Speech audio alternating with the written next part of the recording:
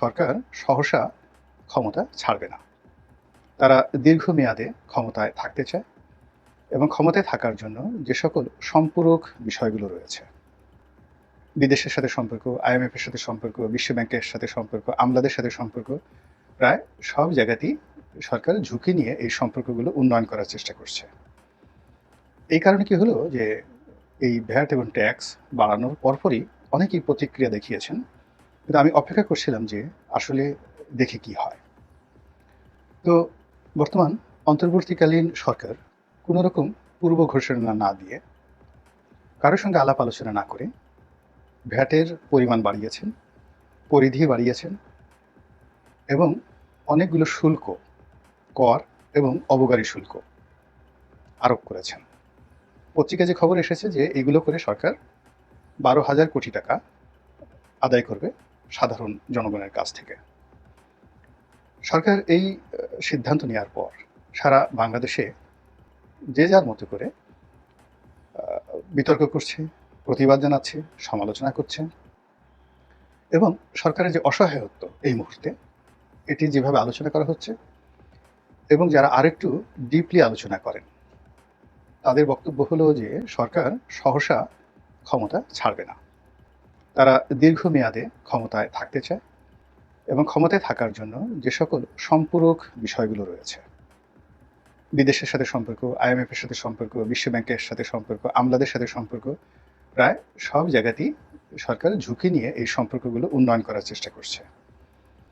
এই কারণে কি হলো যে এই ভ্যাট এবং ট্যাক্স বাড়ানোর পরপরই অনেকেই প্রতিক্রিয়া দেখিয়েছেন।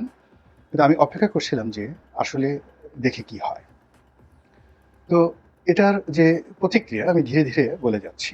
প্রথম প্রতিক্রিয়া হলো, যারা এই ভ্যাটের দ্বারা আক্রান্ত হচ্ছেন জনগণ, আলটিমেটলি তাদের ক্রয় সীমা কমে গেছে।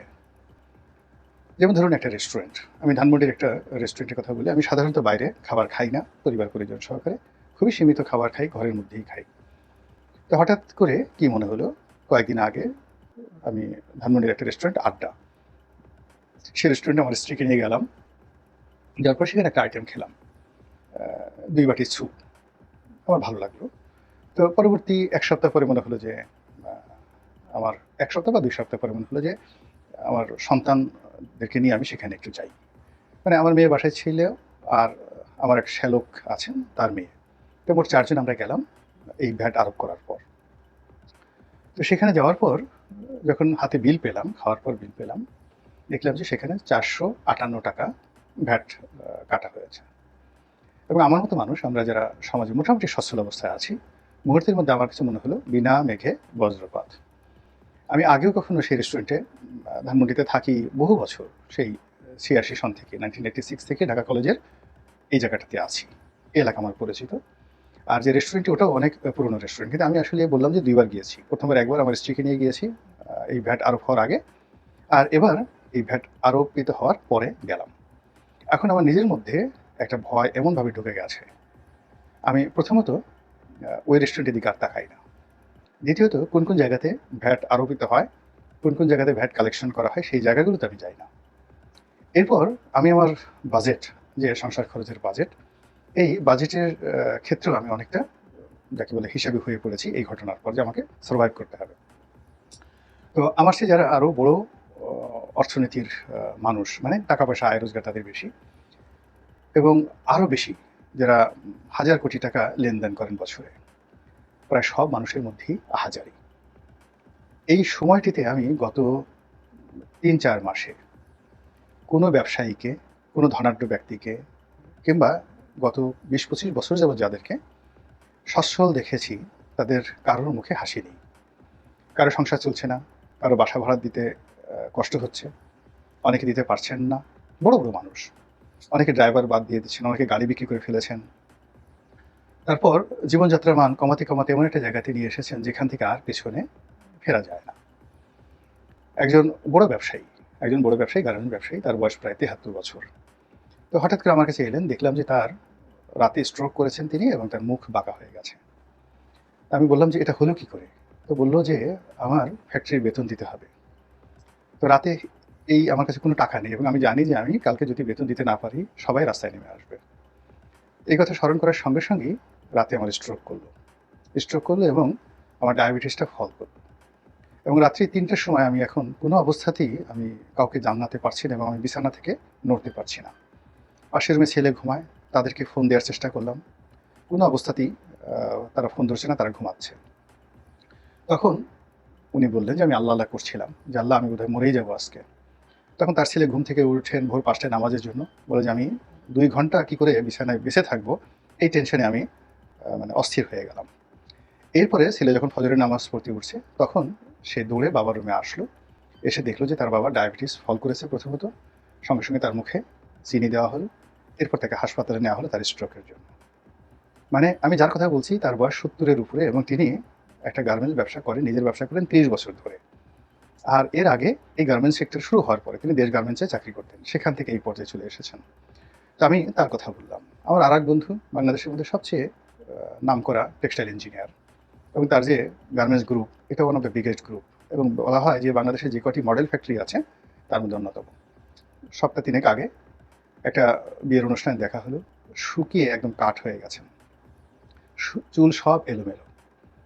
আপনি একটা বিভৎস দৃশ্য না দেখলে আমি বোঝাতে পারবো না।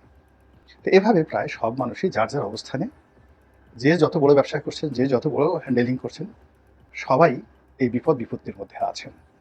তো এই বিপদ এবং বিপত্তিকে ওন করার জন্য সরকারের কোনো পরিকল্পনা এখনো পর্যন্ত দেখা যাচ্ছে না। এলএনজির সাপ্লাই নাই, গ্যাসের সাপ্লাই নেই, বিদ্যুতের নিরবচ্ছিন্ন সাপ্লাই নেই, ব্যাংকিং ব্যবস্থা দাঁড়ায়নি, নতুন কোনো লোন হচ্ছে না, নতুন কোনো বিনিয়োগ হচ্ছে না। সব মিলিয়ে যেখানে একটা ত্রাহি অবস্থা, সেখানে হঠাৎ করে ১২০০ কোটি টাকার ভ্যাট কালেকশন করে তারপরে এই ১২০০ কোটি টাকার জন্য যেটা বলা হচ্ছে দুটো কারণ। প্রথম কারণ হলো সরকারি কর্মকর্তা কর্মচারীরা একটা দাবি তুলেছে, তাদেরকে মহার্ঘ ভাতা দিতে হবে। তারা যে বেতন ভাতা পাচ্ছে তার সঙ্গে আবার মহার্ঘ ভাতা, এবং এখানে নাকি ৮০০ কোটি টাকা, ৮,০০০ কোটি টাকা লাগবে।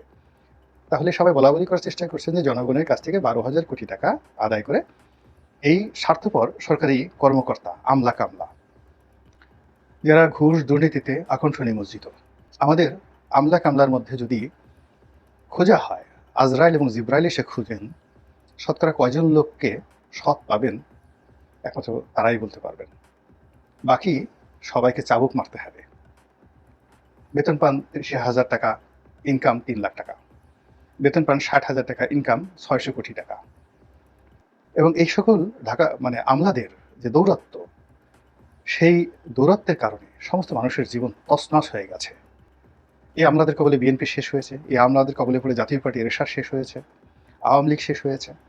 এই আমলারাই সালমান এফ রহমান তৈরি করেছে এবং এই আমলারাই এস আলম তৈরি করেছে এবং এখন এই আমলারাই আবার মহার্ঘ ভাতা দাবি করছে। আপনারা যারা ব্যাংকিং পেশায় রয়েছেন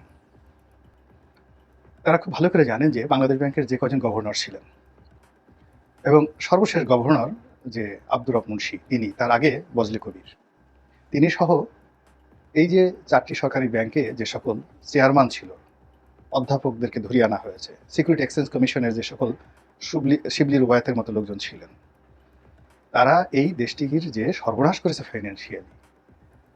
এস আলম তো নির্দোষ এদের কাছে, এরাই এস আলমকে, যাকে বলা হয়, বুদ্ধি দিয়েছে। এক ব্যাংকারের গল্প বলি, এবং বাংলাদেশ ব্যাংকের একজন জেনারেল ম্যানেজার পর্যায়ের কর্মকর্তা।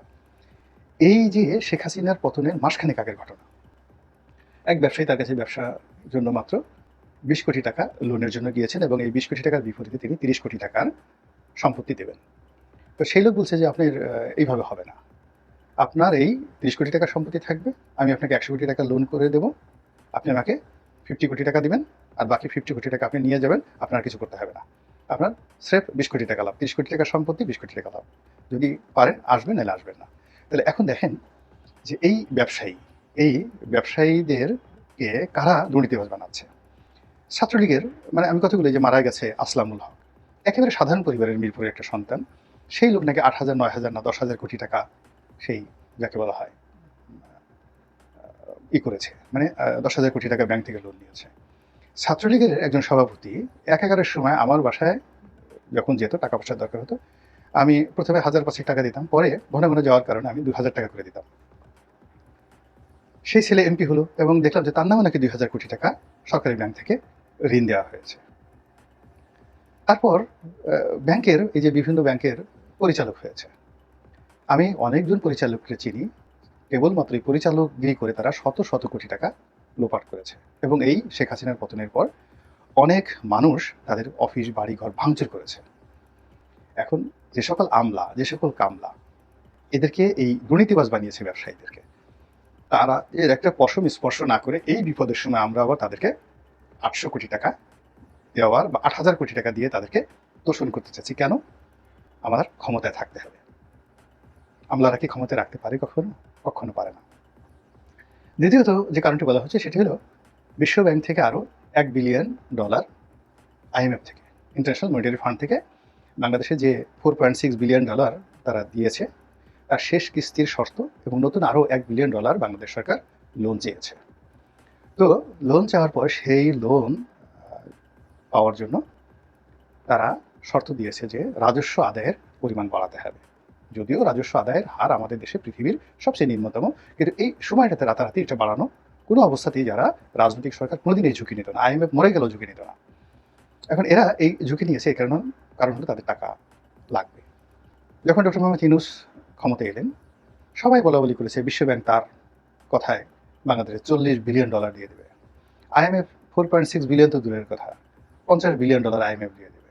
ইউরোপের লোকজন টাকা নিয়ে বসে আছে। এই যে যখন সারা বাংলাদেশে ঘূর্ণিঝড় হলো, বন্যা হলো, তখন সকল এনজিওরা একত্রে বসলো এবং পত্রপত্রিকায় এলো যে 10,000 কোটি না 20,000 কোটি টাকার একটা ফান্ড এনজিওরা গঠন করবে এবং এটা দিয়ে জনগণকে সহযোগিতা করবে।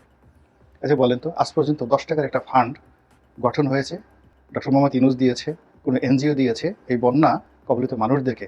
এরকম ঘটনা শুনেছেন? ফলে কি হলো যে গাল গপ্প, মিথ্যা তথ্য, মিথ্যা আশ্বাস, তারপর যেটা রাজনীতিবিদদের উপর দায়ী করা হয়, যা বলে তা করে না, যা চিন্তা করে তা বলে না, ইত্যাদি, যেগুলোকে আমরা স্বাভাবিক ভাষায় হিপোক্রেসি বলি, মুনাফিকি বলি। এখন এই যে যা কিছু হচ্ছে বাংলাদেশে এই সময়টিতে, এটি অতীতের কখনো এটি হয়নি। একটি রাজনৈতিক সরকারের অনেকগুলো উইংস থাকে, ৩০০ জন সংসদ সদস্য থাকে, উপজেলা চেয়ারম্যান থাকে, মানে প্রধানমন্ত্রীকে সরাসরি টেলিফোন করার, তার কাছে যাওয়ার জন্য অন্ততপক্ষে লাখখানিক পদ থাকে, যারা কোনো রকম অ্যাপয়েন্টমেন্ট ছাড়া সরাসরি প্রধানমন্ত্রীর অফিসে বা বাসায় যে কোনো জনগণকে নিয়ে যেতে পারে। এরকম বিএনপি এবং আওয়ামী লীগের অন্তত 1 লাখ লোক বা 1 লাখ উইন্ডো বাংলাদেশে রয়েছে। কিন্তু এই যে অরাজনৈতিক সরকার, আপনি যদি ডক্টর মোহাম্মদ ইউনূসের কাছে যেতে চান, এই 1 লাখের জায়গায় আপনি 24 ঘন্টার মধ্যে তার সাথে দেখা করতে চান, এরকম আপনি 5 জনও নাই যারা আপনাকে নিশ্চয়তা দিতে পারে এই সরকারের সাথে দেখা আপনাকে করিয়ে দেবে। আপনি আপনার কথাগুলো বলবেন। 2 নম্বর হলো রাজনৈতিক সরকার, সে খালেদা জিয়া হোক, এরশাদ সাহেব হোক, শেখ হাসিনা হোক, সেই সরকারের প্রধান যখন একটা কথা বলেন সঙ্গে সঙ্গে সেটা বাস্তবায়িত হয়ে যায় এবং আমলারা করতে বাধ্য হয়। কিন্তু এই যে ইউনূস সরকার 8,000 কোটি টাকা দিয়ে, মহার্ঘ ভাতা দিয়ে আমলাদেরকে তোষণ করতে চাচ্ছে, তার একটা ডিজায়ার, একটা উইল ফোর্স। এমনকি এই যে যারা জুলাই আগস্ট বিপ্লবে শহীদ হয়েছেন তাদেরকে মাথা পিছু 30 লাখ টাকা করে সহযোগিতা দেওয়ার জন্য যে তহবিল, এটি বাংলাদেশ সরকারের বা অর্থনীতির জন্য একটা পিনাট। এই জিনিসটা উনি এখন পর্যন্ত করতে পারেনি। তো সেই আমলাদের পিছনে তিনি ইনভেস্ট করবেন, তাদেরকে মনোরঞ্জন করবেন এবং তাদের সেই কারণে তিনি ভ্যাট ট্যাক্স আরোপ করবেন। এই লক্ষণ ভালো না। সবার শেষ যেটা হলো যে টাকা পয়সার যে সমস্যা, এটা মুখ দিয়ে বললে যায় না। এই সমস্যাগুলোর ব্যাপারে খোলামেলা আলাপ আলোচনা করতে হয়, যারা স্টেক হোল্ডার আছে তাদের সাথে আলোচনা করতে হয়, সাধারণ জনগণের মধ্যে জনমত তৈরি করতে হয় এবং যারা সুবিধাভোগী, অর্থাৎ আপনি যদি বলেন আমার ফান্ডে টাকা নেই, আমি সরকারি কর্মকর্তাদের বেতন দিতে পারবো না, তখন তারা মহার্ঘ ভাতার কথা চিন্তা করবে না।